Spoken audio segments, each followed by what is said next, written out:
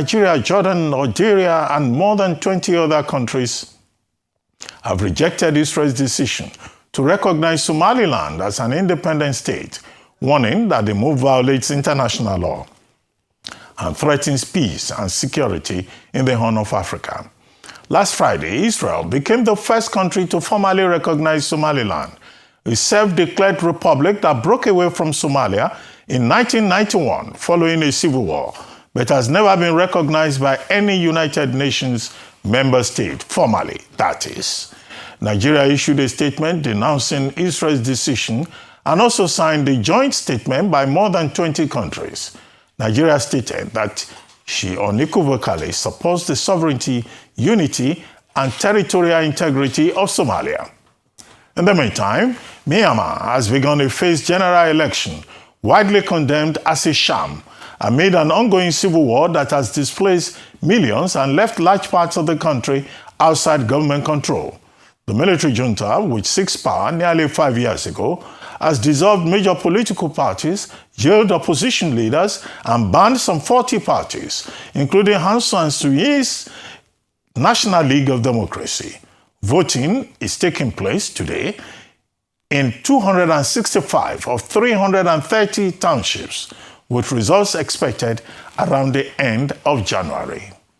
Now I'm being joined by Professor Adele Jinadu, renowned professor of political science and one-time Director General of the Administrative Staff College of Nigeria, ASCON, for some insight on those two stories. Good to have you on the program, Professor Jinadu. Thank you for joining us. Good afternoon, Ruben. I like you had a bad day of the year. Thank you, Congratulations. Sir. Thank you, and sir. Many happy returns. Thank you, sir. Well, very quickly, let's start with Somaliland. We'll still come home, but let's start from outside to home. Somaliland has been recognized by Israel. Now, that country, well, so to speak, has been having relations with some other countries, Ethiopia, I think also Taiwan, but not by official recognition. And now we have Israel, the first country to formally recognize Somaliland. And then, of course, the AU is protesting, the Arab states are protesting, Nigeria has also objected on the ground that this is a violation of international law and the sovereignty of Somalia, which came together with British Somalia in 1965. 65 years later, 1965. And then they went their separate ways around 1990, 1991, partly because of Siad Barre's actions. But what's your take? Are the countries objecting right under international law? Well, I think they are right. But the question to ask, I think, is why now, since 1990, has Israel decided to recognize Somaliland? What is it in the present geopolitical situation in the Middle East and in the world generally that is pushing the Israel government towards recognizing Somaliland? And I think you have to look at this in the context of the Gaza war and the possibility that Israel may be acting as proxy for a number of countries. I mean, there's already talk of taking over Gaza, and where do you send the Palestinians? So those questions, I think, are what we need to ask. And in the shadow of it all is the role of the United States of America. I think that is, so we really need to look at why now, at this juncture in time, why now? And of course, we know that the Horn of Africa, where Somalia is located, has always been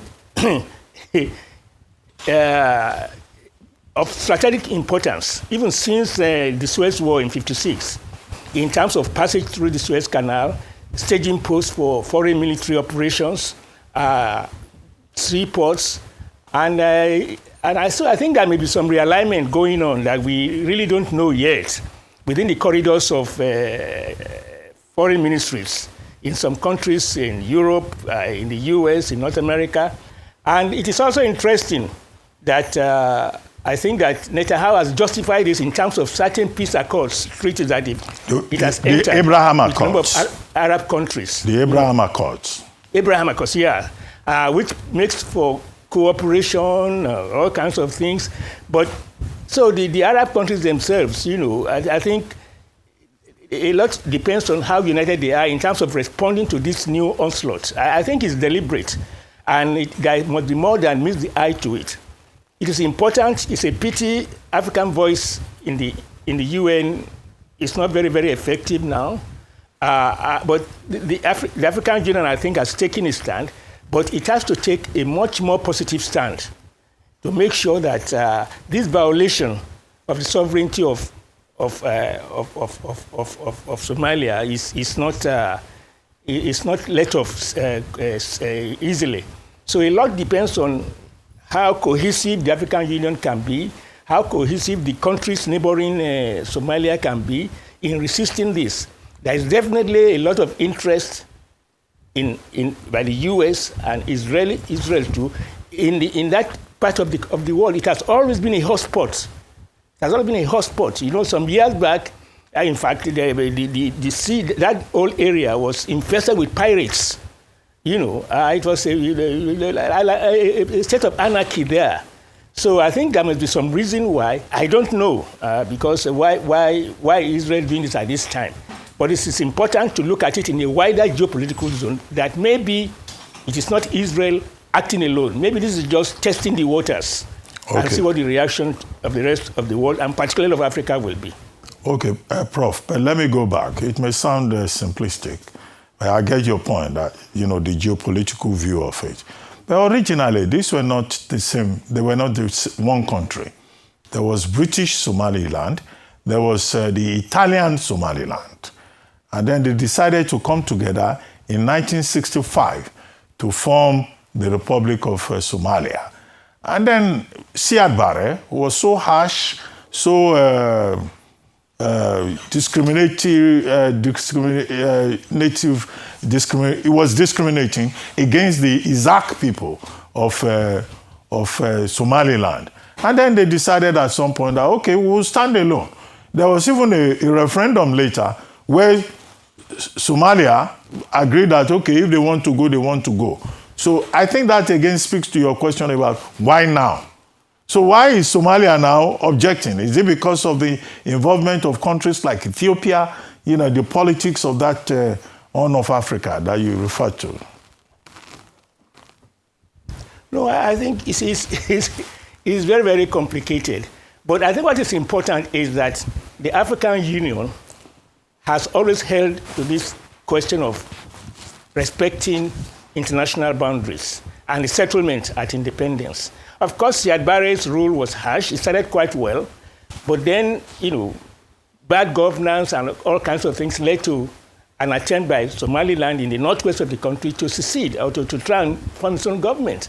But the Somalia never accepted this, and it has been standard African practice at the level of the OAU and now at the AU that you don't support secessionist movements in a country that became independent as one country at independence. So I think the African Union has kept to that rule, although, it depends on, as you said, external power involvement in all of this. We went through this in Nigeria ourselves, when a number of countries recognized Biafra, and the OAU then resisted, said, no, we must respect boundaries, otherwise you'll have a domino effect. So I think we need to look at it in that larger picture.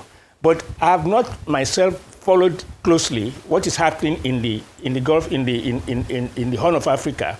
And we know, Ogaden is there. Ethiopia itself was in crisis at some point. There were movements. In fact, Eritrea is, virtually seceded out of Ethiopia. So that part of the is a very pivotal region of the world in terms of, the linking between, I mean, the Red Gulf area is very, very critical. So, and I think it's important that we take that in the geopolitical structure very, very, very, very seriously. And I think this all dates back to what was done in the Suez Canal. And when the Western powers now said, look, we are not going to accept this because this is a vital route to other parts of the world for us. Much quicker to get to to Asia, to East and all those places than going down around the Cape. So there is still, and of course we know, there are still American missions, foreign missions in that part of the world also. So my suspicion is that there must be something going on that has not been clear, that this is just a test run to see reaction of the rest of the world. And I think if the AU can stand firm together, they are not, unfortunately, you can call them, they don't have that teeth to bite hard. But if they can stand together and don't fall apart, then maybe we can, the way Africa stood by Nigeria at independence, during this Biafran war, then, but it is interesting that, this is linked to what is happening. I think it's linked somehow to what is happening in Gaza and the attempt to displace Palestinians from Gaza. And, some countries have said, well, we want to turn it into a tourist area. There is interest in Greenland, in Iceland, and all those. So I think we need to, and it is interesting, of course, that Netanyahu himself says, I'm going to discuss it with Donald Trump. Prof. So we don't know what is happening. Maybe in the next few weeks it will unravel. Okay, Prof. But I think we need to look at it in the context of global geopolitics. Particularly in the Middle East. I get that what is going on there now. Prof, I would still like you to comment on Nigeria and the intervention of the United States. But before we come to that, which will be the final question, let's just talk briefly around what is going on in Myanmar. Today, Myanmar is voting after 5 years of the intervention by the Tatmadaw. And Aung San Suu Kyi is in prison. The opposition party is not allowed to take part. There is a lot of detention, a lot of repression. Even the electronic voting system is to allow votes from only one party. And the military is just looking for a way of legitimizing itself so that the international community can relate with it. Would the generals of Myanmar, would they succeed? Well, if they succeed, it may not just be a temporary respite. Because, once the democracy genie is out of the bottle, it's very, very difficult to put it back in. They've gone through this before. When Myanmar was Burma, and even with the military before, they put the Nobel Peace Laureate, she into detention for a number of years. Well, our own Ambassador Gambari played a very, very pivotal role in mediating the crisis at that time, in getting the military time to relent and allow, opposition to flourish. And now the Party for Democracy, the Democratic Front of Myanmar was won election by over 80% of the votes, and yet, within 3 or 4 years, by 2001, the military had taken over again. And they know they cannot rule directly, but they want to rule through proxies. And that's why they have restricted the electoral field and to only those parties that are likely to serve as their proxies. So I think the lesson for us to learn is that, no matter what you do, you cannot decapitate opposition. Because once the democracy thing is out, it will, it may set up a chain reaction. So let opposition flourish, let them campaign freely, and whoever wins for a period of time. But once you start to strangulate the opposition, and you may be setting in motion forces that you yourself will not be able to control, whether you're a military regime or a civilian regime. We know in Africa, in various parts of the continent, where ruling parties have tried to decapitate opposition. And they've only succeeded for a short while. We've gone through this before ourselves, before we had a change. And in other countries, in Benin Republic recently, which is history of being in the forefront of the Sovereign National Conference, the democratic process was on. Then you have somebody who came to power through that same process, trying to decapitate the opposition. And you may succeed in sabotaging or in preventing a military coup, but the point is there are fundamental governance problems which should be addressed. There are many unfulfilled possibilities that democracy has opened up. And those unfulfilled possibilities will keep giving rise to rising revolution of rising expectations. No matter what you try to do, if you want to, you cannot rule forever. You know, we have this saying in Yoruba land that so people must accept that and not try to, because the rules are there. Let the rules be obeyed. Let people compete freely and let the people express themselves freely. And whoever wins, wins. Unfortunately, in our own system, I mean, in most of Africa, despite reversals, the whole new arrangement of two-term tenured office has been respected by and large. Even those who don't, we've talked of those who succeeded in changing the law, but there are many who failed to change the law. So that thing is already moving up, and it will be difficult. And I don't think we have had the last of what is happening in Benin Republic. And I think the lesson for us, therefore, is that let people speak their mind. Let opposition flourish. Okay, Prof. And don't make use of state institutions to suppress the opposition. I think that is the message that we need to carry out. Prof. And needs to be emphasized strongly as we move ahead to 2027. Prof, okay, the big story, Nigeria. Is a conflict, the fight against terror and banditry in Nigeria, now well Americanized. Is the Nigerian government passing the buck by saying, we cooperated with America, so let America help us solve the problem? What is in it for the United States? What is in it for Nigeria? Or what would Nigeria give in return? Well, I think the U.S. has for long shown an interest in Nigeria, again for geopolitical reasons, especially after what has been happening in the Sahel region. I think they are very much interested in Africa. But I'm not sure. I am not sure. There's been a lot has been heard of the Nigerian response to this. Not much has been heard of the response within America itself to what has happened in Nigeria. I think we should listen to that. I think it's important because they also have a history. And there is always an isolationist tendency in U.S. foreign policy that, look, we are not going to be the soldiers of the world. We may push forward liberal tenets of democracy and so on and so forth, but we should not intervene. What is happening in Venezuela now? I mean, there are rumblings within the U.S. And I think, part of the role of our journalists is to find out, not just what the reaction is in Nigeria, what is the reaction in the U.S. also to what has happened. And for our own, I think the best antidote to the current crisis that we have in this country, and it is a very, very deep crisis, and I've always said that, let us solve the political problem first. Let us solve we are not talking of the fundamental political issues of democracy in this country.